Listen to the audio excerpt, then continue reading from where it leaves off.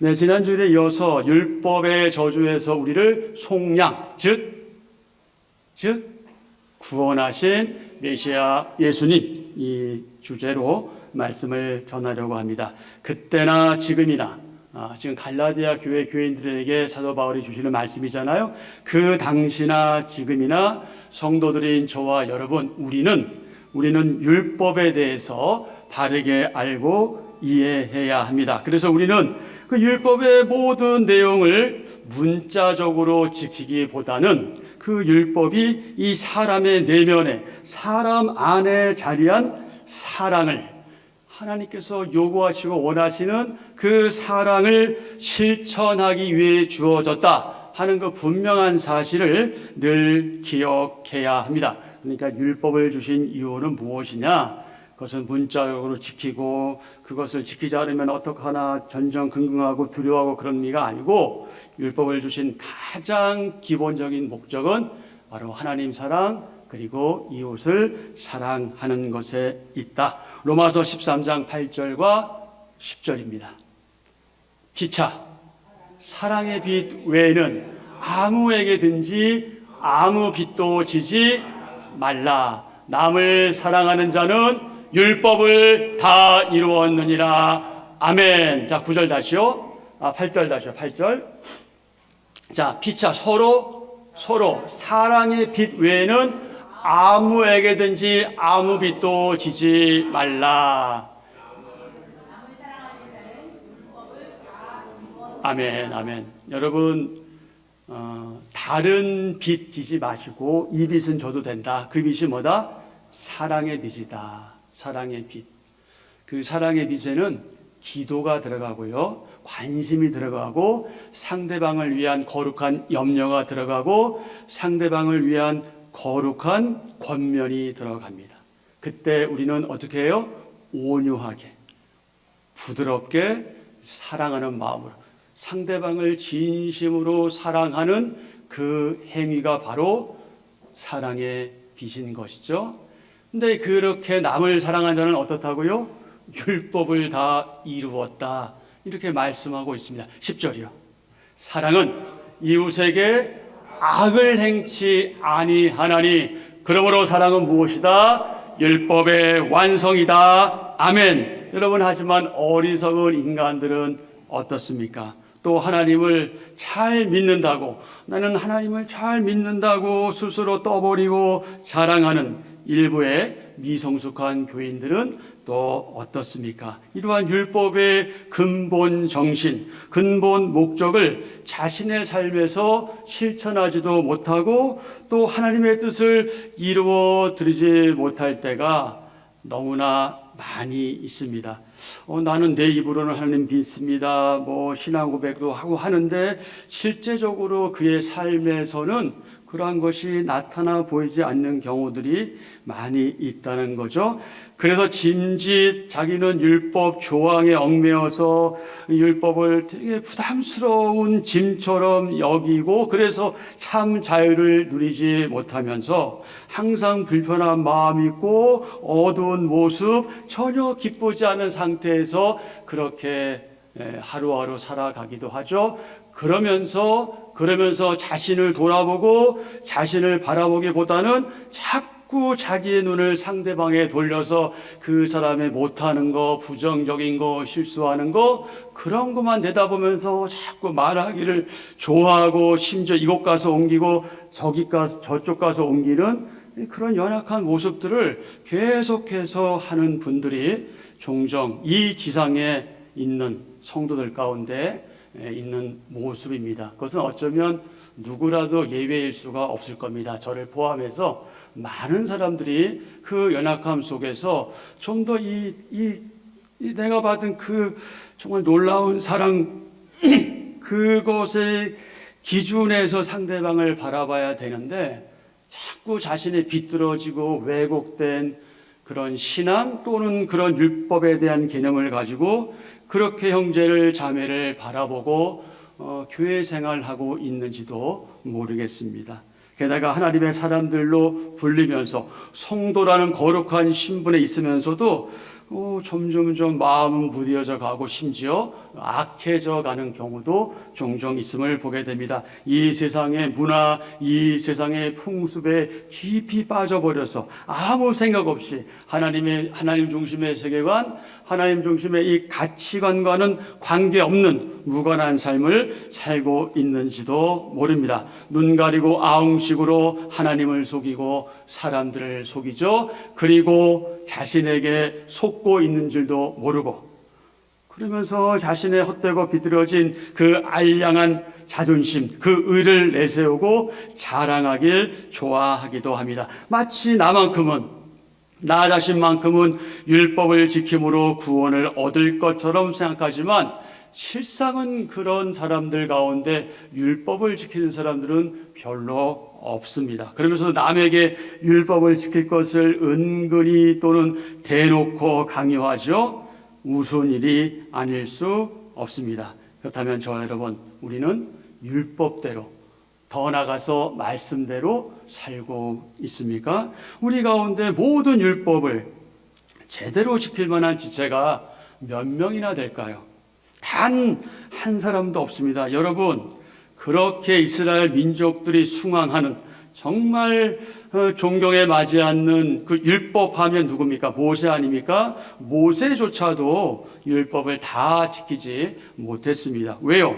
야고보서 2장 10절에 의하면 누구든지 온 율법을 지키다가 그 하나를 범하면 모두 범한 자가 되기 때문에 그렇습니다. 인간은 누구도 율법을 완전하게 지킬 수 없습니다. 그러므로 우리는 더 이상 겉으로 드러난 형식적인 율법 조항에 얽매여서 부자유하게 불편하게 그렇게 살아갈 것이 아니라 주님 안에서 참된 자유를 누리는 가운데 동시에 율법의 근본 정신인 사랑을 회복해야 합니다. 왜냐하면 지금 우리는 예수님의 그 십자가에서의 그 피 흘려 죽어주신 그 은혜로 인해, 그 사랑으로 인해 행위 율법에서 자유로워진 새로운 성도이기 때문에 그렇습니다. 그래서 사도 바울은 우리를 새로운 피조물이다 이렇게 표현하고 있는 거죠. 그러면서 우리는 혹 하나님께서 그분의 사람들인 우리 교회에게 요구하시고 원하시는, 지금도 여전히 우리가 동일하게, 과거나 지금이나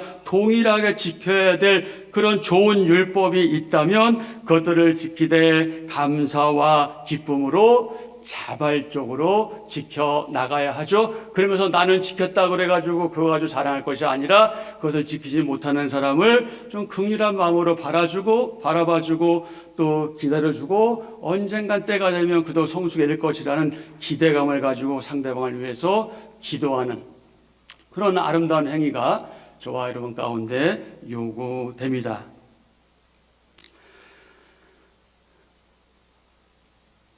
중요한 건 이겁니다. 할 수만 있다면, 우리가 사실 그런 존재는 못 돼요. 그런 존재는 못 되지만 정말 자발적으로 지키셔야 돼요. 스스로 우러나와서 지켜야 돼.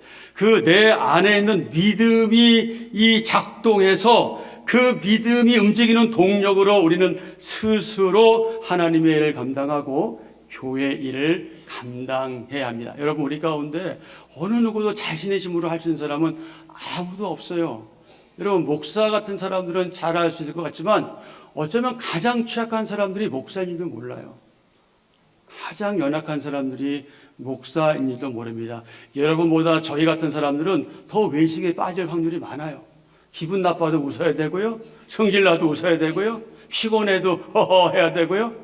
얼마나 위선적일 수밖에 없는지 몰라요. 그러나 위선적으로 나오는 것과 정말 좋아서 나오는 것, 그것은 성도 여러분이 보시면 아는 거겠죠. 서로에 대해서 마찬가지입니다.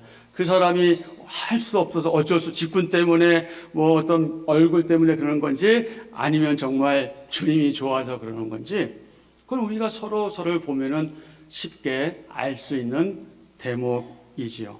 여러분, 우리는 이미 주님의 속량하심으로, 주님의 대속하심으로, 그분의 그 십자가에서 피 흘려 죽으신 그 역사하심으로 죄와 사망의 법에서 이미 해방되었습니다. 그러니 여러분, 우리는 자유로울 수밖에 없어요. 우리는 기쁘게 살아갈 수밖에 없고 감사하며 살아갈 수밖에 없는 그런 존재입니다. 그리고 우리는 의인의 신분으로 변화된 하나님의 사람입니다. 이게 저와 여러분의 정체성이잖아요. 로마서 8장을 한번 다 같이 찾아보세요. 로마서 8장. 구약 성경에는 없는 신약 성경에 있는 성경입니다. 로마서 8장 1절과 2절입니다. 자, 어떻게 시작하죠? 그러므로 이렇게 시작하죠. 로마서 8장 1절. 그러므로 이제 그리스도 예수 안에 있는 자에게는 결코 정죄함이 없나니 이는 그리스도 예수 안에 있는 생명의 성령의 법이 죄와 사망의 법에서 너를 해방하였습니다. 아멘. 아멘. 아멘. 더 이상 우리에게 거칠 것이 없어요. 이미 이 모든 것들이 다 해결되었기 때문에 그렇습니다. 그러면서 우리는 갈라디아서 3장 14절의 말씀을 기억할 필요가 있어요. 뭐라고 말씀하고 있습니까? 이는 그리스도 예수 안에서 아브라함의 복이 이방인에게 미치게 하고 또 우리로 하여금 믿음으로 말미암아 성령의 약속 이것을 받게 하려 함이라. 아멘. 우리 이것을 받은 사람들이죠. 우리가 주님의 그 십자가를 통한 구원 사건을 믿을 때, 그 분명한 사건을 믿을 때 주님 안에서 아브라함이 받았던 그 복을 우리도 누리게 된다. 아니, 이미 받았죠. 받았기 때문에 누려야 하는 거죠. 3장 9절입니다. 그러므로 믿음으로 말미암은 자는 믿음이 있는 누구와? 아브라함과 함께 복을 받느니라. 아멘. 아브라함이 받은 복은 믿음으로 의롭게 되고 성령님의 약속을 받게 되는 것을 의미하지요. 자, 2절 이하 6절까지의 말씀입니다. 내가 너희에게 다만 이것을 알려 하노니 너희가 성령을 받은 것이 율법의 행위로냐 혹은 듣고 믿음으로냐. 너희가 이같이 어리석으냐. 성령으로 시작하였다가 이제는 육체로 마치겠느냐. 너희가 이같이 많은 괴로움을 헛되이 받았느냐. 과연 헛되냐?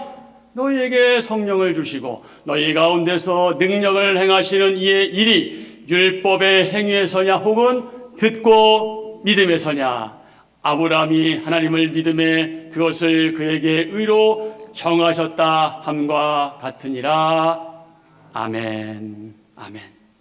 한편으로 이 성령님의 약속은 주님 승천하신 후 이 오순절 날에 마가의 다락방에 모여 간절하게 기도하던 주님의 제자들에게 보혜사 성령님이 강림하신 이 놀라운 사건과 깊은 관계가 있습니다. 우리 주님께서 특히 마지막 유월절을 지키시면서 제자들에게 요한복음 14장 16절 이하의 말씀에서 말씀하신 그 다른 보혜사, 즉 성령님을 보내주마 약속하신 그 예고의 말씀, 그리고 사도행전 1장 4절에 승천하시기 바로 직전에 말씀하신 아버지의 약속하신 것을 기다리라 하는 그 유언이 여러분 구체적으로 언제 성취되었습니까? 언제 이루어졌습니까? 다른 보혜사 성령님에 대한 예고의 말씀인 요한복음 14장 16절 이의 말씀을 먼저 보겠습니다.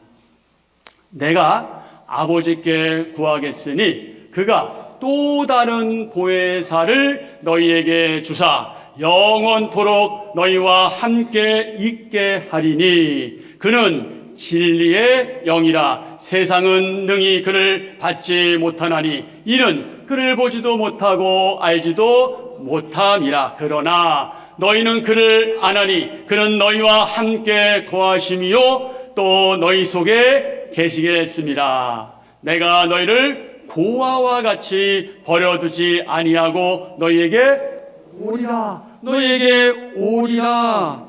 아멘.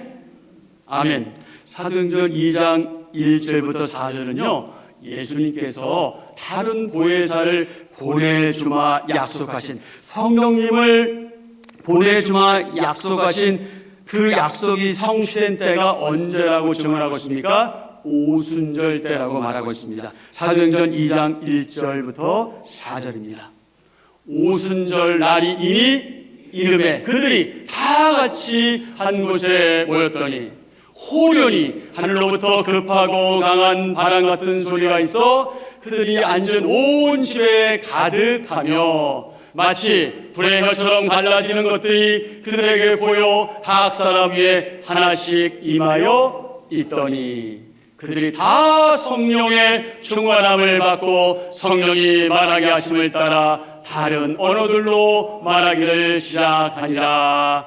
아멘. 약속하신, 보내주시마 약속하신 그 다른 보혜사 성령님이 바로 이때 오신 거죠. 그러므로 오순절 사건 이후로부터 주님 재림하시기 전까지 보혜사 성령님은 모든 믿는 사람들, 즉 성도들의 심령에 영원히 내주하십니다. 임마누엘로 우리와 함께 계십니다. 아멘. 사랑하는 지체 여러분, 성도가 행위율법을 지키려는 노력으로 스스로를 구원하지 못합니다.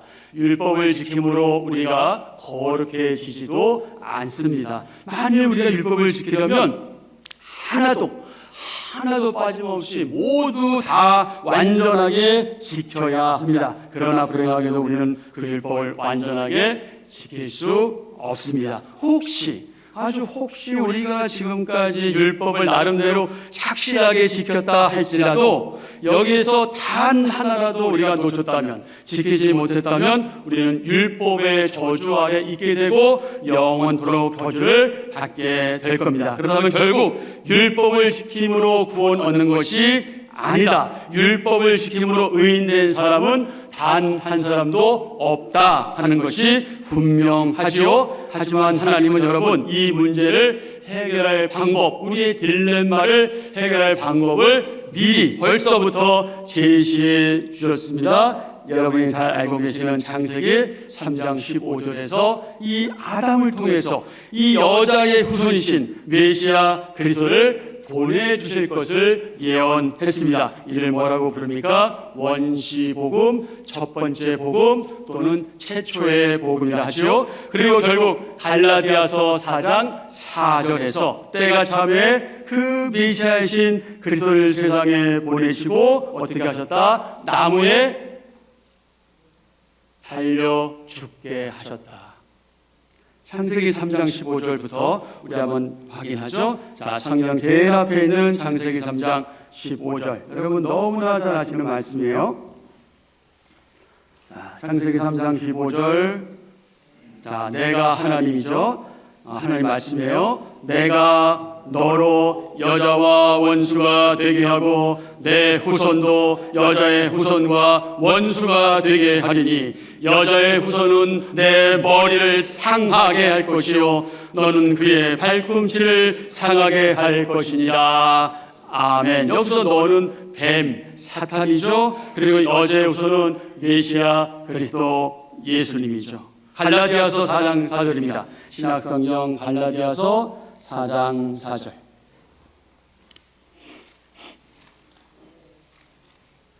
갈라디아서 4장 4절. 뭐가 참해? 때가 참해. 하나님이 그 아들을 보내사 누구에게서? 여자의 후손이죠. 여자에게서 나게 하시고 율법 아래에 나게 하신 것은 율법 아래에 있는 자들을 뭐 하시고? 속량하시고 우리로 아들의 명분을 얻게 하려 하십니다. 아멘. 이렇게 해서 하나님의 율법을 지키지 못함으로 모든 사람에게 임한 하나님의 저주는 해결되었습니다. 그렇습니다. 하나님의 구원 방법은 구원의 주이신 우리 주님 메시아 그리스도 예수님을 통해 이미 과거에 성취되었습니다. 여러분, 예수님이 누구십니까? 예수님이 누구십니까? 천사가 요셉에게 전했던 복된 소식. 마태복음 1장 21절에 기록된 말씀에서 그분이 누구신지, 그분의 정체성을 분명히 우리는 알 수 있습니다. 아들을 낳으리니 이름을 예수라 하라. 율법의 저주에서 우리를 속량 구원하신 메시아 누구요? 예수님. 아들을 낳으리니 이름을 예수라 하라. 이는 그가 자기 백성을 그들의 죄에서 구원할 자이십니다 하니라. 아멘. 그렇습니다. 예수님께서 율법의 저주에서 저와 여러분을 속량하시고 구원하셨습니다. 아멘. 자, 이런 점에서 누구든지 주님을 믿기만 하면 구원을 얻고 하나님의 자녀가 된다는 이 말씀은 복음 중에 복음이다. 지금 이 자리에 함께하고 있는 저와 여러분, 지체 여러분, 이미 우리는 그 복음을 경험한 하나님의 사람들이요 성도입니다. 복음의 경험자들은 어떻습니까? 생각하는 것이 남다르고요, 말하는 것이 남다릅니다. 행동하는 것이 남다르죠. 뭔가 다른 거예요. 뭔가 달라요. 이 뭔가 다른 것이 바로 구별이잖아요. 그 구별이 무엇입니까? 거룩이잖아요. 여러분, 거룩을 그렇게 대단하게 생각하지 마세요. 거룩을 굉장히 무겁고 짐진 것처럼 무거운 거 생각하지 마세요. 그렇다고 가벼운 것도 아니지만 거룩은 단순한 겁니다. 우리의 성장과 연결되어 있고요, 우리의 성숙과 관련되어 있습니다. 우리가 전에는 그러하지 못했지만 우리의 신앙생활의 연수가 더해지고 우리가 교회에서 직분도 맡고 교회 생활한 그런 시간들이 많아질수록, 우리가 모이면 모일수록, 그럴수록 우리는 생각하는 것, 말하는 것, 행동하는 것이 좀 전하고 좀 달라져야 된다. 그래서 어떤 사람은 그 얘기를 해요. 아이고, 맨날 모이기만 하고 뭐 달라지는 건 없어. 그러면 저는 그런 분에게 묻고 싶어요. 너는 얼마나 잘하는가? 여러분, 되게 잘하는 사람들은 다른 사람에게 말하지 않아요. 말할 필요가 없어요. 각자 잘하면 되는 거니까. 근데 자기가 못하는 사람이 남 얘기하기를 좋아하는 게, 그게 어쩌면 인상적인지도 몰라요. 그러면서 괜히 자기는 우월한 것처럼 착각에 빠지기도 하죠. 여러분, 우리는 더 이상 그런 자리에 있어서는 안 됩니다. 아니, 우리 가운데 그런 분들이 없는 줄 압니다. 중요한 것이 무엇이다? 생각하는 것, 말하는 것, 행동하는 것이 조금씩 좀 변화되고 좀 달라져야 한다. 그게 하나의 성숙이고요, 예수님의 장성의 분량에 이르러 가는 길입니다. 그것이 곧 다른 말로 말하면 성화되어 가는 거예요. 여러분, 우리는 성화되어 가야 돼요. 점점점 거룩해져 가야 돼요. 그 다음 단계가 뭐냐면 영화예요. 영화의 단계는 이 지상에서는 불가능합니다. 우리가 하나님 앞에 가야 영화롭게 되는데, 이 성화와 이 영화 가운데 뭐가 있냐면 견이라는 게 있어요.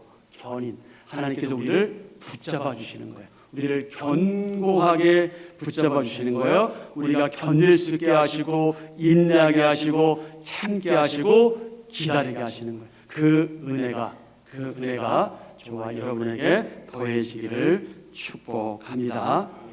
메시아 그리스도 예수님은요, 행위율법과 저주와 사망과 심판에서 저와 여러분, 우리를 속량하시고 구원하신 구원의 주님이십니다. 오늘 저와 여러분 바로 그분을 믿습니다. 우리는 그분을 믿고 있습니다. 그래서 저와 여러분은 주 예수 그리스도 안에서 그분과 함께, 그리고 무엇보다 먼저 그분과 그분의 나라를 생각하면서 그것을 위해서 살아갑니다. 그렇습니다. 바울이 분명하게 증언했죠. 우리의 정체성에 대해서. 우리의 시민권은 어디에 있다?